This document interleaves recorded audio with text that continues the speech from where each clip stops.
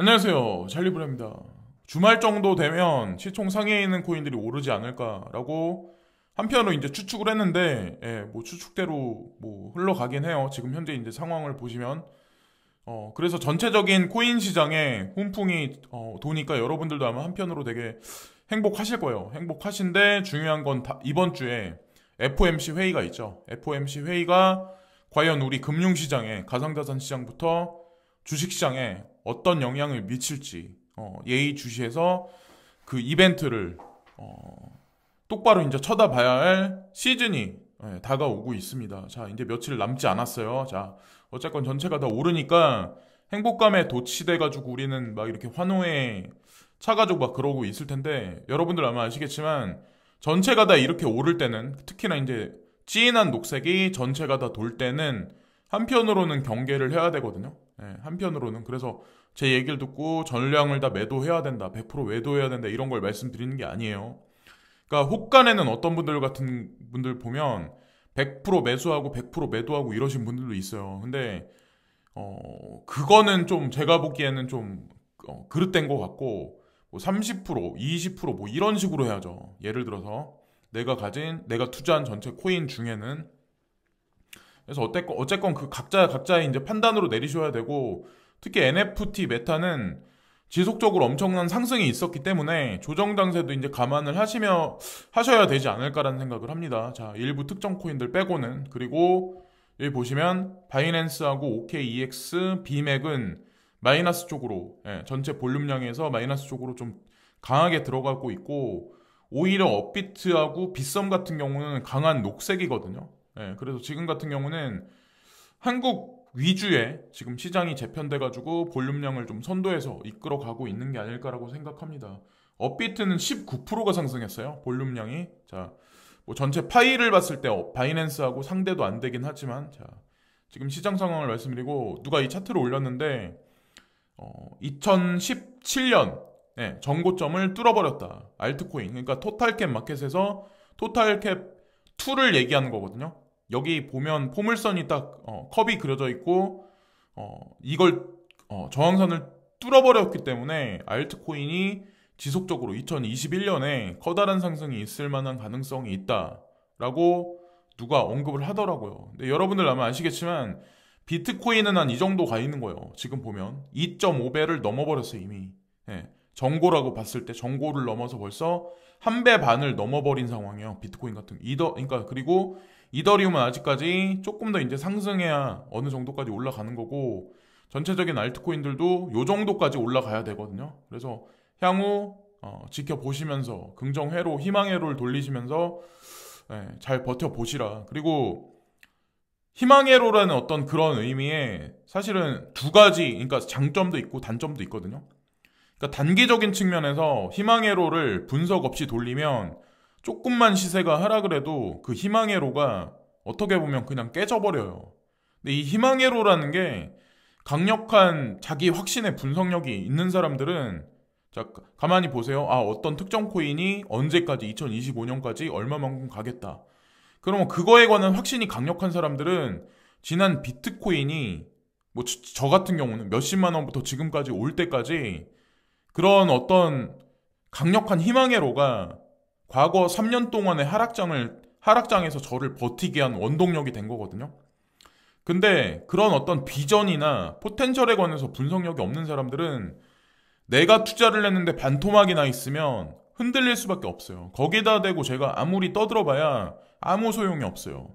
제가 늘상 말씀드리지만 대중은 숫자를 쫓아가요. 숫자를 쫓아가서 고점에 매수를 해요. 거기서 다시 좀 떨어지면 분석도 필요 없어요. 그게 계속 반복된다는 거죠.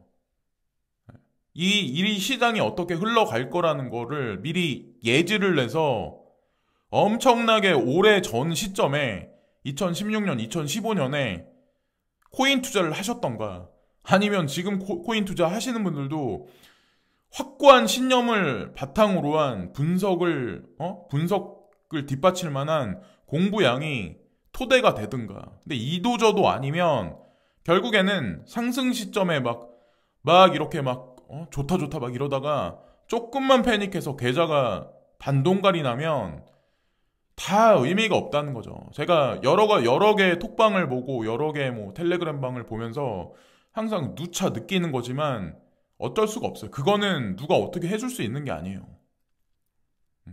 그러니까 지금까지 비트코인이 됐건 무슨 코인이 됐건 지금까지 질질 계속해서 끌고 오는 사람이 과연 몇이나 되겠냐는 거죠.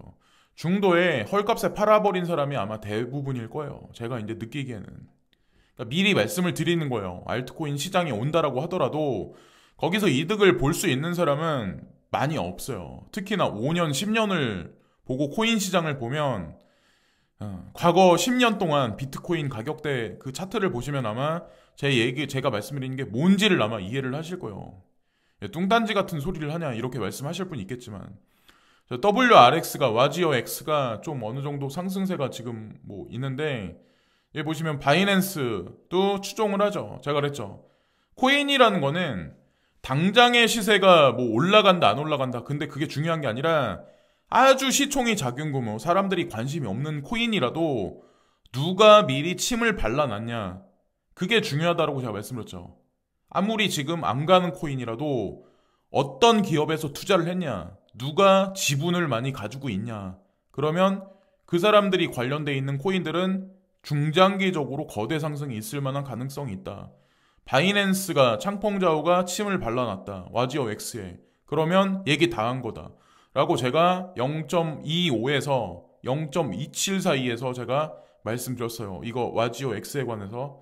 지금 0.46달러예요. 자, 그러면 조금만 더 가면 제가 말씀드렸을 때가 일주일 전 정도, 한 10일 됐나? 일주일 전이거든요. 근데 이 상승세를 보고 지금 업비트의 김치코인하고 비교하시는 분도 있어요. 근데 인도하고 관련돼서 이 거래소 코인 같은 경우는 무한 상승이에요. 무한 상승. 이거는 트렌드가 아니야. 뭐 제가 말씀드리는 걸 아마 이해를 하실 거예요. 이거는 바이낸스 거래소가 태어났을 때, 바이낸스 거래소가 처음에 시장에서 점점 무럭무럭 커나갈 때, 전 세계 시장에서 그때 초창기라고 보시면 되는 코인 중에 하나예요. 예. 그냥 저는 이제 그렇게 해석을 합니다. 그래서 지금도 막 이렇게 올라가니까 여기 타셔가지고 조금 떨어지면 저한테 니 때문에 물렸다 이러신 분이 있는데 그런 어린애들 같은 그런 문장을 댓글에 달지 마세요. 저는 그냥 그런 거 보지도 않을 뿐더러 그냥 다 차단시켜요.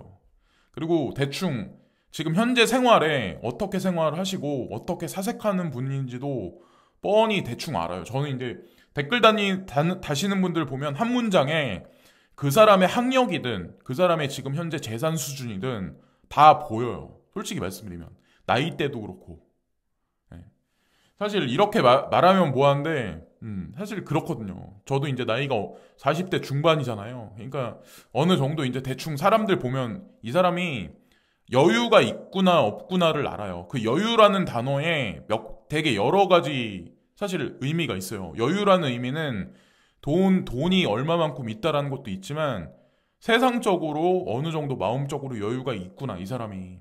그러니까 본인들 하는 일이 잘 안 되는 사람은 여유가 없어요. 항상 뭔가에 쫓기고 직장 생활에 쫓기고 가정 생활에 쫓기고 뭔가에 쫓기는 사람은 여유가 없어요. 여유가 없으면 롱텀으로 바라볼 수도 없고 실수도 많이 해. 거기다가 여유가 없다는 얘기는 과도하게 부채도 되게 많을 확률이 되게 높아요. 그러니까 롱텀으로 못 바라보고 내가 팔면 올라가고 그게 이제 이 코인 시장에 바로 그대로 적용되는 거죠. 그게 부동산이 됐건 뭐가 됐건. 참고로 저는 재개발 관련해서 부동산도 이제 투자하고 있는 게 있는데 주변에 다 올라갔어요. 다 재개발됐고 다 올라갔어. 근데 거기만 안 되고 있어. 지금도. 근데 그렇게 된 지가 10년이 지났어요. 근데도 저는 팔지 않았어요. 왠지 아세요? 거기가 재개발이 되면 무슨 일이 발생되냐면 주변에 이미 재개발돼서 아파트 올라간데 가격을 훨씬 더 앞지를 가능성이 높기 때문에 그리고 그 돈 제가 없어도 상관없기 때문에 어쨌건 성격이 그렇다는 거죠. 그런 성격이 아마 코인 시장에도 긍정적으로 저는 구현되는 것 같아요. 그러니까 호간에는 요즘에 요 근래 들어서 김치 묻은 코인, 김치 코인들이 막 이렇게 유행을 되게 많이 타고 상승세가 짙으니까 그러신 분들이 되게 많아요. 그러니까 여기 나와 있는 코인들 다 쓰잘데기 없다 저한테. 그리고 베리 실버트 촉이 무뎌졌다. 이제 그 사람 끝났다. 그레이스켈 자산운용사 이제 밀린다. 별의 별 사람 다 있어요. 근데 사람마다 보는 시각이 다 틀리잖아요. 어떤 그 시각적인 어떤 그런 것들이. 근데 마나코인, 제 NFT에 어떻게 보면 진짜 롱텀으로 끌고 갈 만한 대표적인 코인이라고 이제 저는 생각을 하거든요.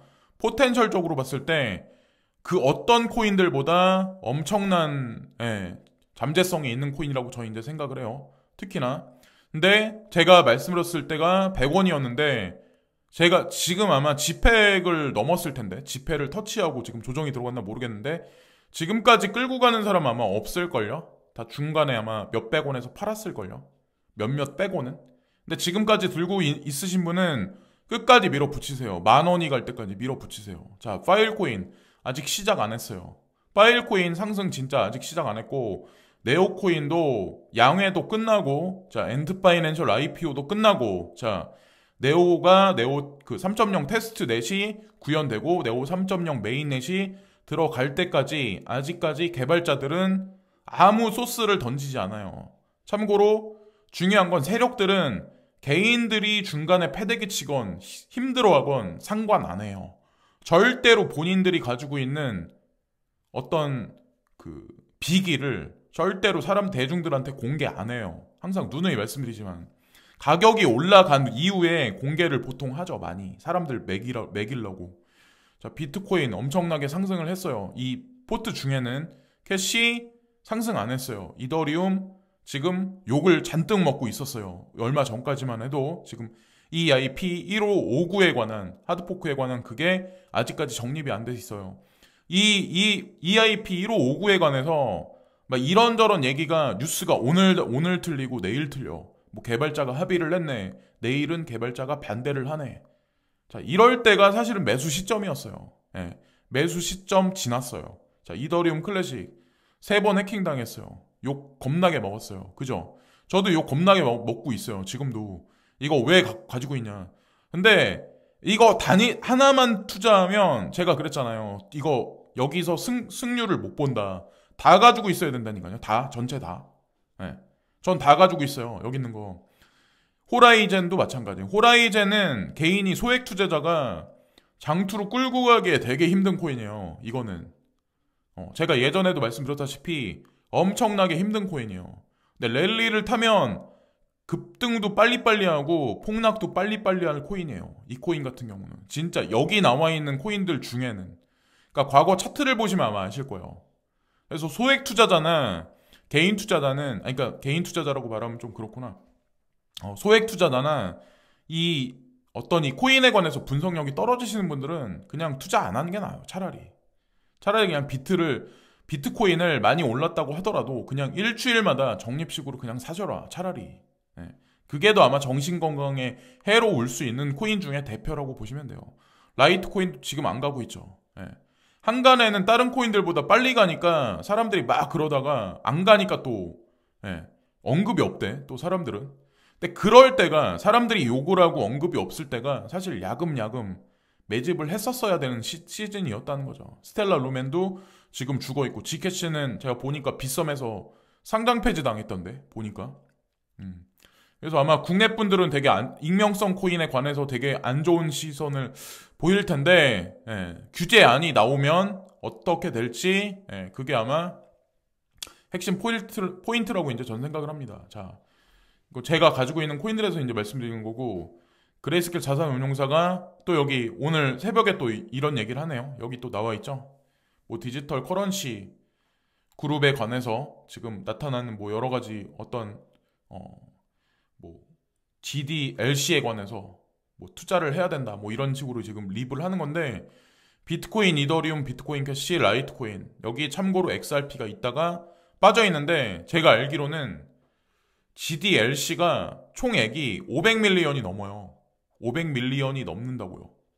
그러니까 왜 이거를 하나의 인덱스로 묶어서 그레이스켈 자산운용사가 이거를 신탁 상품으로 출시를 했는지 키포인이 일단 첫 번째가 그거고 금액이 이미 500밀리언을 넘어버렸다는 거. 두 번째, 세 번째는 뭐냐면 그레이스켈 자산운용사의 대부분의 투자자는 개인이 아니에요.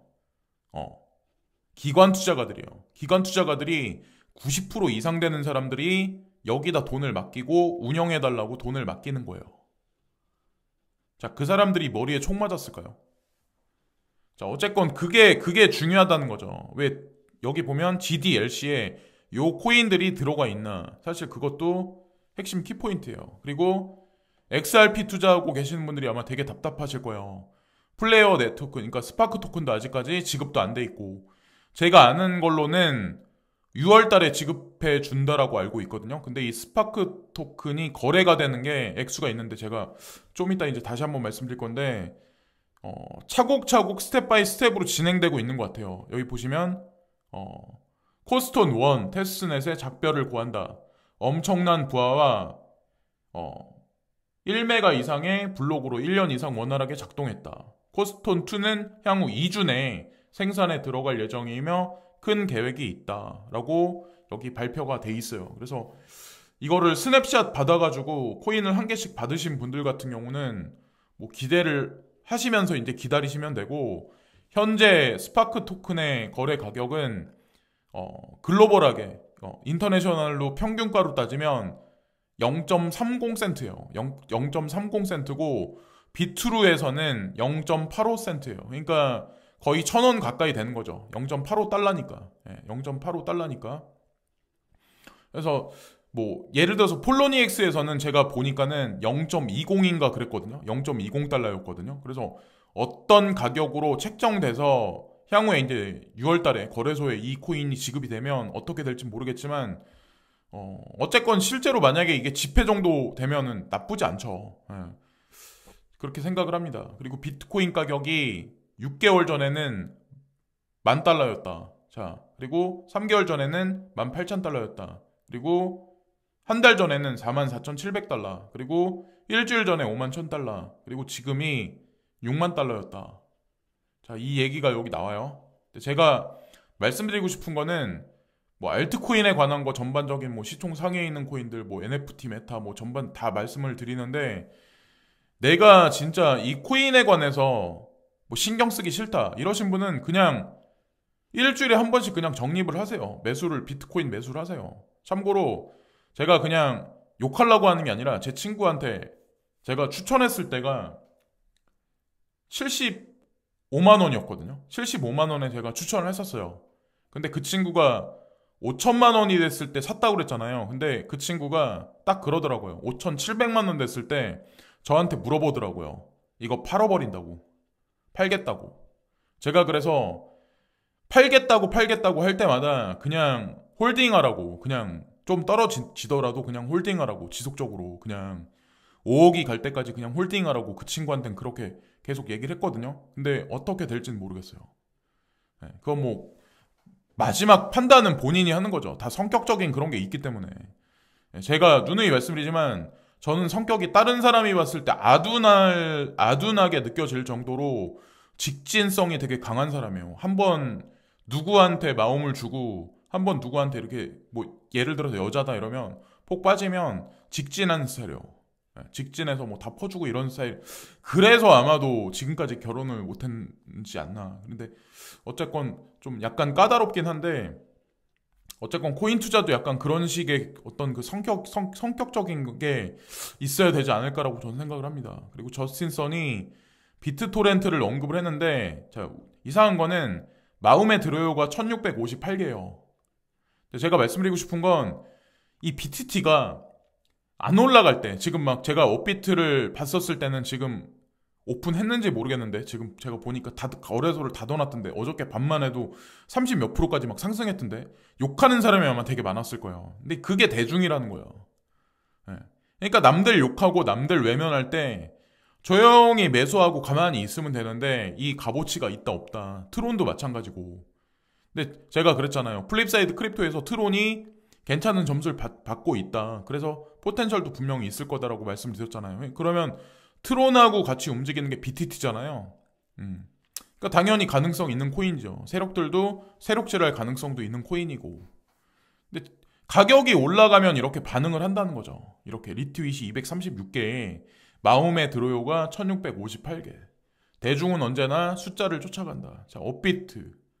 결정적인 순간에 네? 항상 가만히 보시면 빗썸도 마찬가지고 업비트도 마찬가지고 결정적인 순간에 항상 이렇게 서비스 점검 중입니다. 자, 이렇게 이게 원래도 이 날짜가 정해졌던 건지는 모르겠는데 항상 그렇게 하더라고요, 보니까. 그리고 웨일 알럿이 여기 보시면은 100만 달러, 1000만 달러, 1000만 USD DC를 자, 여기 보시면 후오비 지갑으로 옮겼다. 자, 모르는 지갑에서 후오비 지갑으로 옮겼다. 이건 사실 되게 긍정적인 거예요, 시장에. 거래소 지갑에서 밖으로 나간 거는 되게 안 좋은 건데 유동성이 지속적으로 지금 들어가고 있는 거잖아요. 근데 참고로 USDT와 USDC가 번갈아 가면서 들어가고 있는데 USDT가 요즘은 좀 약간 주춤하네요. 또 다시. 그리고 마지막으로 이제 보여드릴 거는 이더리움 클래식이 지금 불타오르고 있다. 뭐 베리코인들이 지금 전체가 다 펌핑되고 있다. 그런 얘기가 나오니까 누가 뭐 이게 뭐냐 이거 무시한다. 그렇지만 이게 베리코인이 뭐냐라고 이제 물어보니까 베리 실버트가 직접 언급을 하는데 비트코인, 이더리움 클래식, 지캐시, 호라이젠, 마나코인, LPT 여기 나와 있는 코인들을 지금 언급을 하잖아요.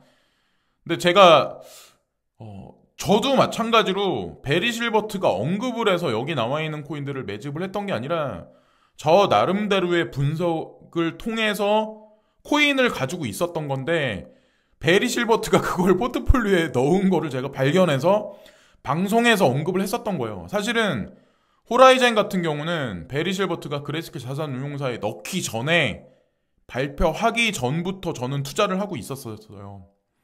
잘 모르시는 분들이 많으시겠지만 그러니까 판비치라고 있는데 판비치 보고서라고 있는데 거기서 언급을 했었던 적이 있었어요. 그때 한동안 이제 판비치에서 막 립을 했었어요. 호라이젠 가능성을 보고. 근데 판비치 보고서가 되게 고액이거든요.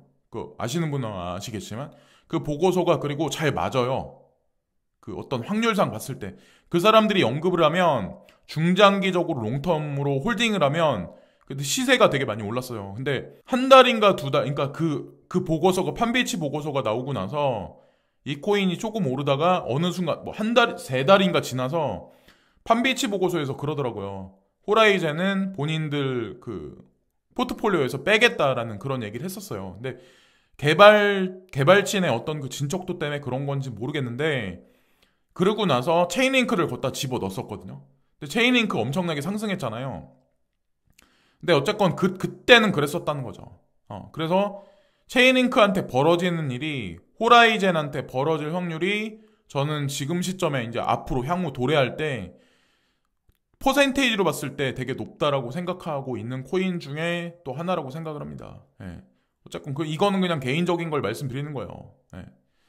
그걸 말씀드리고 어쨌건 여기 나와 있는 코인들 비트코인, 이더리움 클래식, 지캐시, 호라이젠, 마나코인, LPT, 비트코인 캐시, 라이트코인, 자 스텔라 루멘, XRP는 그레이스케일에서 빠져 있긴 하지만 어차피 짜고 치는 연극이라고 저희인데 생각을 하고 기회비용을 자꾸 얘기하시는 분들이 있는데 그렇게 생각하시는 분들은 투자할 필요가 없는 거죠. 저는 제 포트폴리오 중에 XRP도 가지고 있어요. 가지고 있기 때문에 저도 얘기를 하는 거고 그리고 XRP에 관해서 언급을 안 해도 저는 조회수가 나와요. XRP 뭐 언급해서 뭐 조회수를 못 봐. 막 이런 사람들도 있는데 모 눈엔 뭐만 보인다고. 자 그리고 마지막에 이제 게리 젠슬러 이분에 관해서 더 블록 크립토에서 칼럼이라고 해야 되나? 기사라고 해야 되나? 이분이 이제 증권거래위원회 위원장으로 이제 들어가기 바로 직전이잖아요. 근데 이분이 들어가면서 미국 증권거래위원회에는 미래에는 엄청난 방향성이 나올 거다. 어떤 큰 어떤 변화의 바람이 있을 거다. 이런 어떤 칼럼인데 XRP가 됐건 익명성 코인에 관한 게 됐건 ETF에 관한 게 됐건 이 세 가지 카테고리가 아마 이분의 생각 끝에서 아마 정립이 전 될 거라고 생각합니다.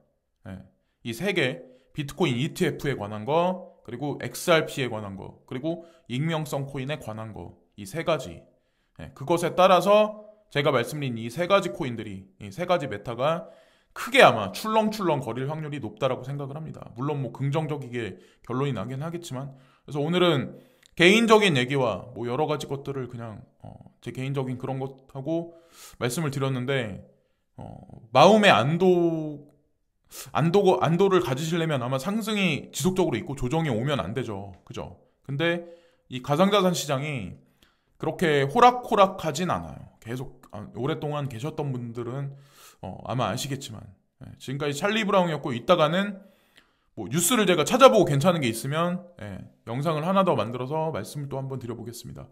지금까지 찰리 브라운이었고요. 오늘도 즐거운 하루 되세요. 감사합니다.